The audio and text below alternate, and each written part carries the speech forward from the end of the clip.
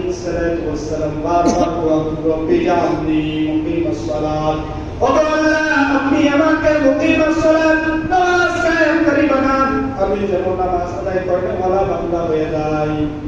আর কি ওয়ামিন যুররিয়াতি, আল্লাহ শুধু আমারে বানালে হবে না, আমার যেন সন্তানাদি থাকবে, আমার যেন উত্তরাধিকারী থাকবে, ও আল্লাহ তুমি তাদেরকেও তুমি নামাজি বানাও।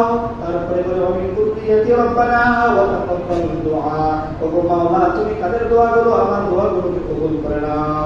এজন্য বেশি বেশি দোয়া করবেন, রব্বি জাআলনি, বলেন রব্বি জাআলনি মুকিমাস সালাত ওয়া মিন যুররিয়াতি রব্বানা ওয়া তাকাব্বাল দুআ।